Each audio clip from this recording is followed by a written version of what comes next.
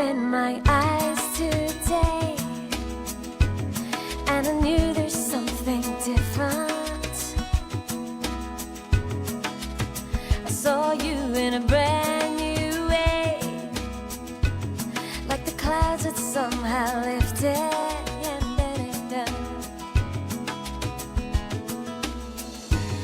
And if yesterday I heard mtoto tu nampenda tu sana. Mtoto wangu nampenda tu sana. All the children come in because their mothers are in the prison. Baby Jesus, I love you.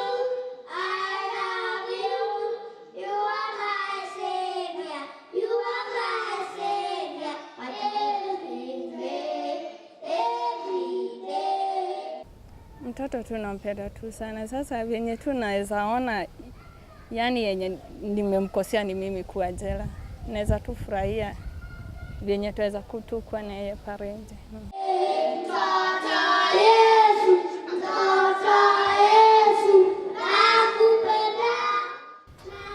Basically, all the children come in because their mothers are in the prison for one reason or the other, either as remands or as convicted prisoners. And some of the children are born in prison because their mothers come when they're already expecting. Mtoto wangu nampenda tu sana. Nampenda kabisa.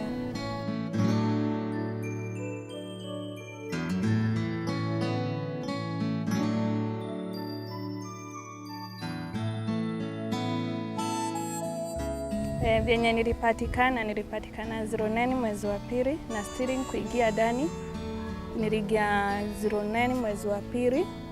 After hapo bwanangu akapatikana 09 mwezi wa 4 na robbery with violence ako committee maximum. This project was started in 2012 because we saw the need to have children who are imprisoned with their mothers have a friendly place to stay as they wait for their mothers to finish their sentences. Many thanks for joining us on this week's edition of My Society. I am Henry Maina, and this week we are going to be looking at women inmates who have children. Currently, we are outside Langata Women's Prison where the current population of inmate children stands at 46. However, in the past, these children have gone up to numbers of 80.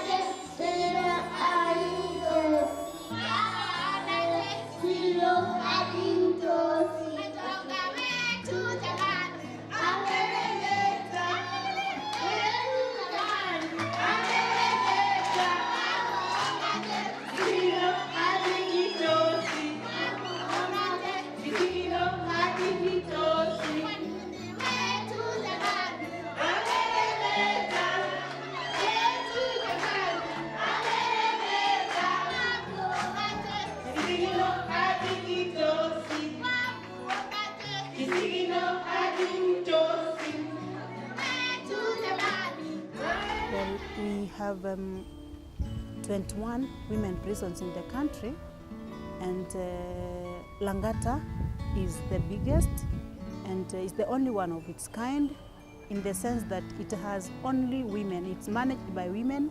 It is for women prisoners, and basically apart from the few security staff that we have, everything is managed by the women. Yeah. And then we normally have about 300 children. Basically, all the children come in because their mothers are in the prison for one reason or the other, either as remands or as convicted prisoners. And some of the children are born in prison because their mothers come when they're already expecting. So the children are born there. Kwa majina naitwa Tabitha Nyabura na mtoto wangu anaitwa Shila Wajiru. Nilikuwa Thika Women Prison. Niliingia ndani nikiwa na mimba ya miezi 2. Nikajifungulia mtoto Thika Women Prison. After kufungwa ndio nikatransferiwa hapa Langata Women Prison. And some of the children are also accompanying their mothers as the mothers come in. In fact, some of the children are even brought later because the mother will be arrested in the street and then the relatives will bring in the kid much later. Kwa majina naitwa Josephine Achie. Nilishikwa juu ya grievous harm. Nilipiga mama mwingine alikuwa rafiki ya bwanangu. Kawa nikachajiwa kwa grievous harm. nikafungwa 7 years. Mtoto nilitoka naye raia akiwa na 2 years. Tukakaa naye saizi anaelekea 5 years tukiwa naye huko. Niliona afadhali kukaa naye juu venye nilimwacha nyumbani hakuwa na mtu wa kumwangalia sana. Babake alikuwa anaenda kazi, anarudi masaa ya jioni. Na sasa kwa venye niko naye hapa wamejaribu kuniangalilia kidogo. Kwa hii umri amefika, ninaona afadhali sasa aende nyumbani.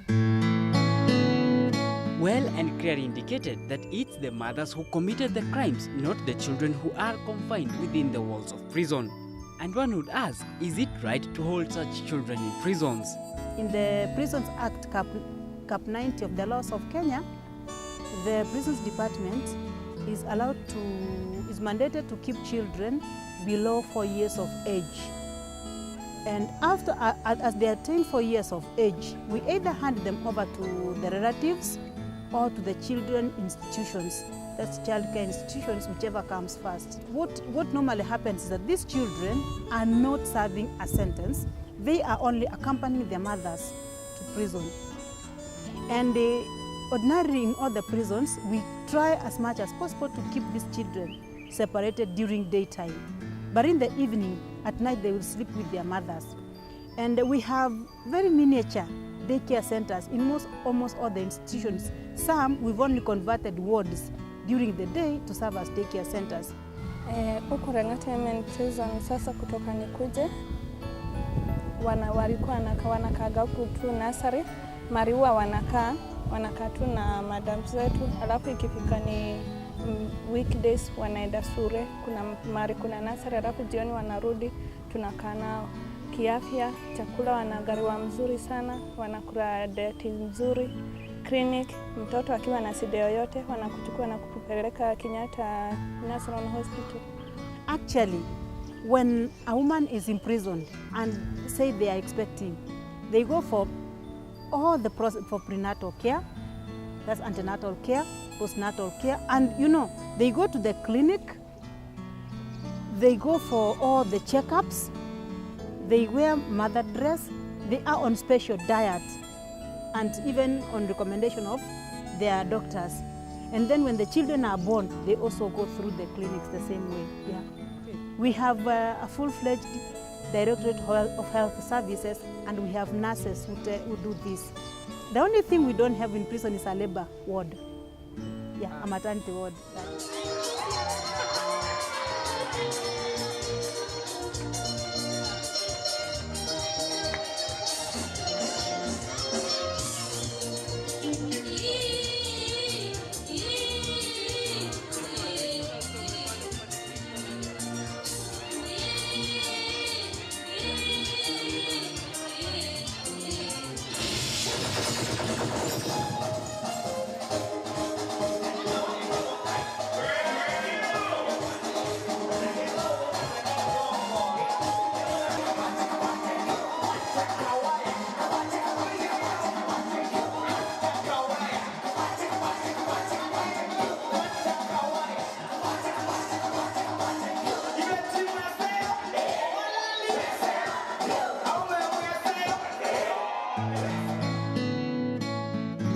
It's behind the walls of Lang'ata Women's Prison that you will meet all types of women offenders. And according to the mothers, this is a great disadvantage to their young ones who innocently hang around the inmates.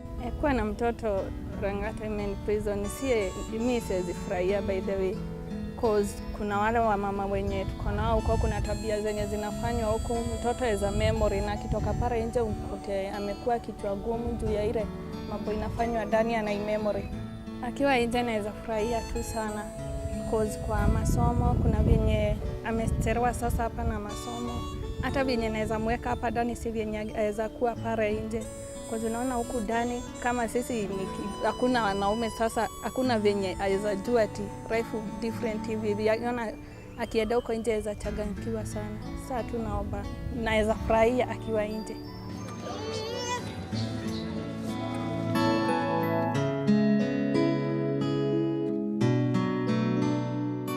Kukaa na mtoto huku ndani ni hali.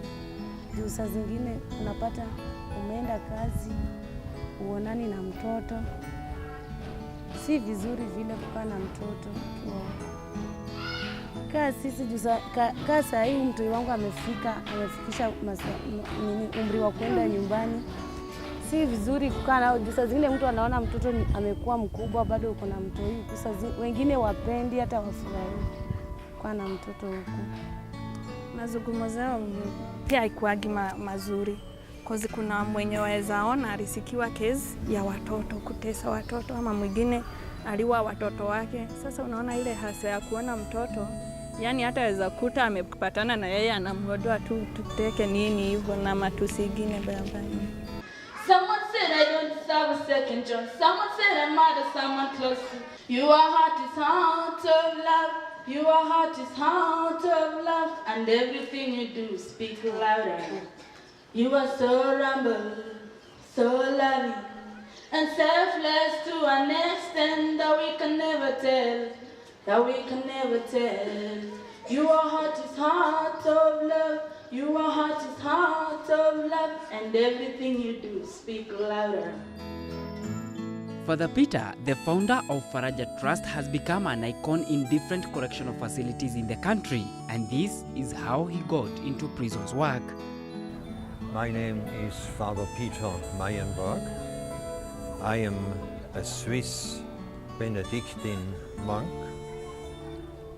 who came to East Africa in 1961 to Tanzania, and after 10 years decided that it would be high time to open a new mission and new try to change our outlook on missions by opening a mission very remote in this country, in the Kerio Valley. And one day I was told that there are refugees who have been imprisoned at Langata and in the industrial area remand prison. I could them release, and then I was asked, couldn't I become a prison chaplain, because Christians didn't have a religious service for 9 months. So within a few days I received official permission from the Commissioner of Prisons, and ever since I've been working here at Langata since 1999 and industrial area remand prison in 2001. Having worked within prisons for more than 10 years, Faraja Trust saw the missing gaps for women inmates who had to serve sentences alongside their loved ones. Well, I always felt sorry for these children who are totally innocent, who must share the life of women who are imprisoned, who have not much peace of mind, where there is quarreling between the prisoners, and also misunderstandings between the prisoners and the staff, which surely negatively influences the mind and the psychology of these innocent children. And so I felt it is a must that we try to get the children out of the prison walls and to build a center outside where they could live the life of an ordinary child of that age. Okay, my name is Jane Kuria, CEO Faraja Foundation. And we are here at Langata Women Prison today to officially open a daycare center that Faraja Foundation has sponsored. This project was started in 2012 because we saw the need to have children who are imprisoned with their mothers have a friendly place to stay as they wait for their mothers to finish their sentences.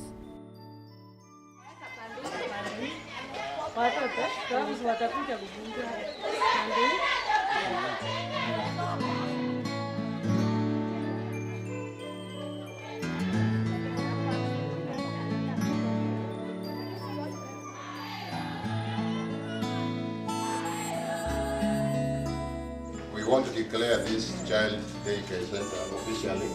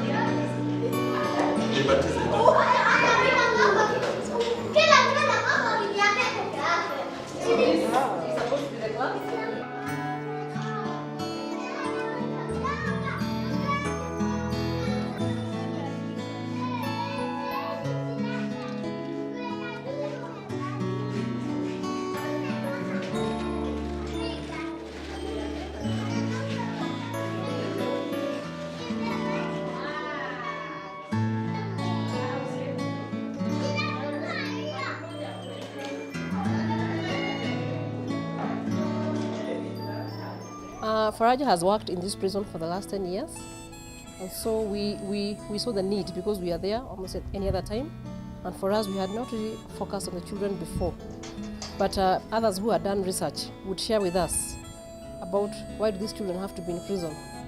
And so we said, since it's the law that allows them to be in the prison, it is nice if we did something that can make their lives at the prison bearable, because they're not criminals, but because of the situations of their mothers being in prison, they find themselves in the prison institutions. So it was a need that we saw because of our interaction with the institution. Is it only for the inmates who have children, but also is it also for the staff who have? No, the staff has its own care center, daycare center. This is really meant only for the children of imprisoned mothers. By then, in 2012, the number of children in the institution were 85. But obviously, because children live as their mothers live, they have now reduced. But then again, because people come in and out, the numbers keep fluctuating. So what we have constructed right now can take about 40 children. But at the moment, about 24 children are the ones who are of age to stay in that institution. But as others come, then they can always fit into the center.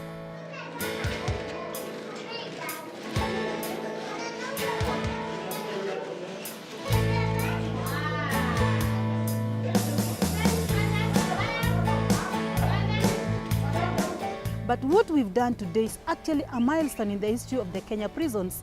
We've opened a Montessori-based daycare center in Langata Women Prison. This sets a basis, actually like a pilot.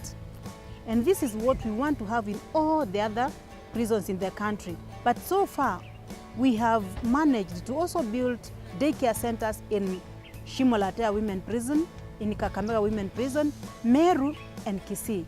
Yeah. But not as big as the one we have in Langata, but also you realize that Langata is a big institution, unlike others. Even with the opening up of the daycare center at a cost of 6 million shillings, a big psychological gap remains unsolved for these children.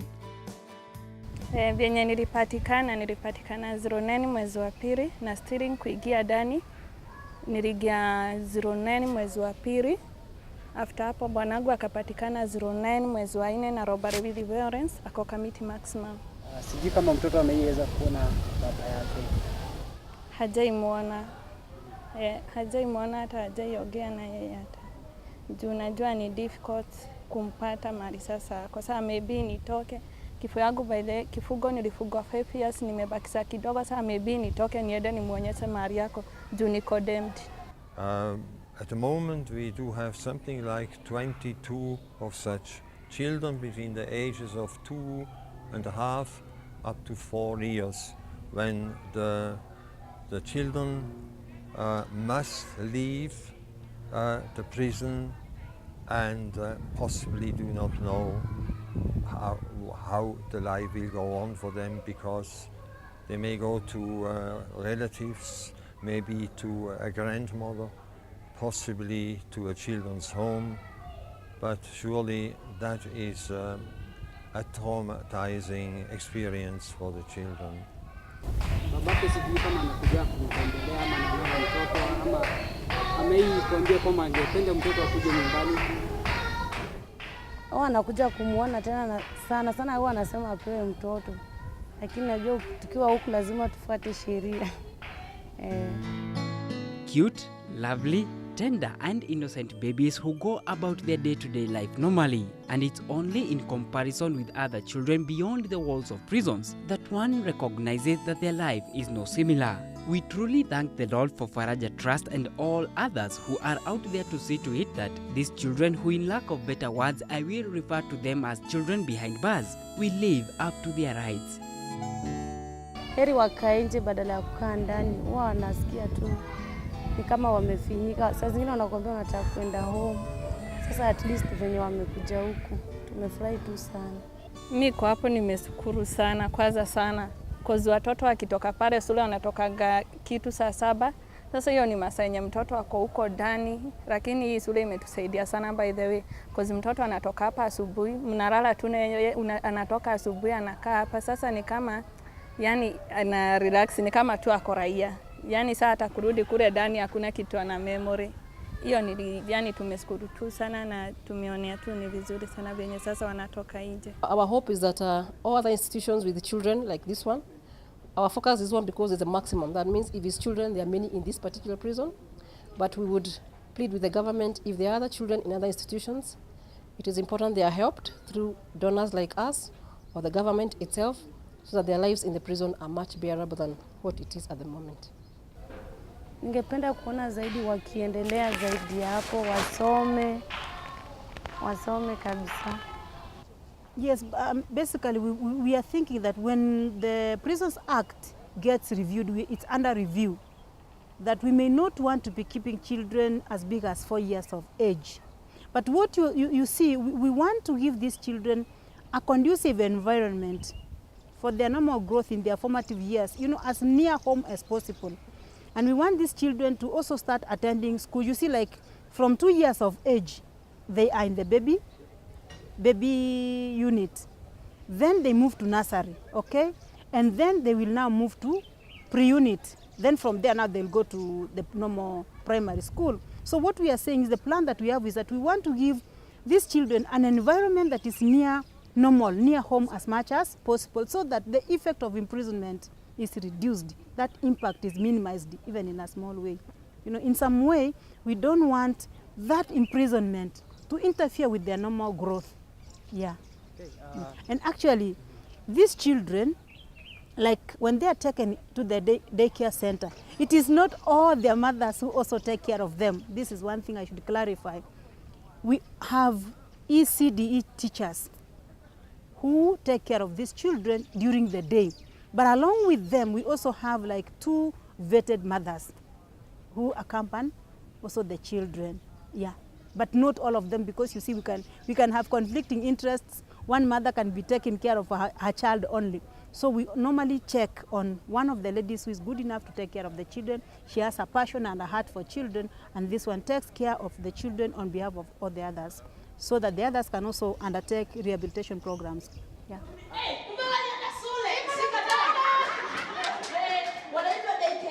Sasa huko kuna wale mtanda wa watoto, kuna wale sema ule wakaduka bouncing castle. Mimi siku ya leo nimefurahia tu sana kwa mama mwenye tuko na watoto jera. Juu hii yani hata sijui niseme nini. Aki tu juu uko tini yake watoto tu kusubua nini, unakuta mpaka kila mahali yani wanataka kila mahali na kwenda kusikiliza nini. Sasa tumefurahia sana kwa watoto wetu watakuwa na relax huku. Jioni tunapatana nao pale. Alafu diet watakula mzuri hata kuliko wenye sasa walikuwa nakule kule ndani. I think we have finished our infrastructural projects at Langata Women's Prison by doing all sorts of things. Yenye tuweza sasa kufurahia ni watoto, step hiyo ingine tuone kama zaenda raia.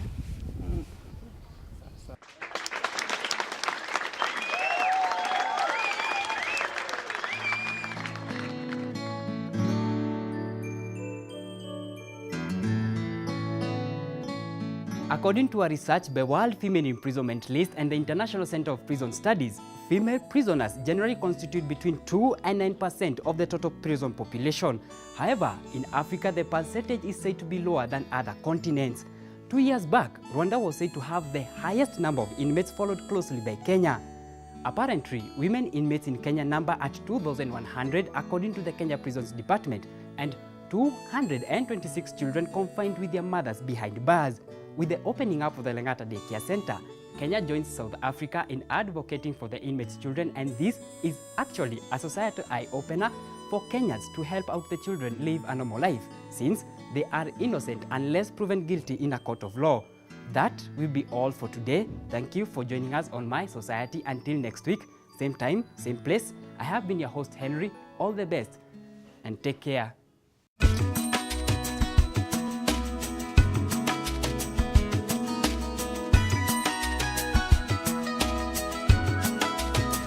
Open my eyes today, and I knew there's something different. I saw you in a brand new way, like the clouds had somehow lifted.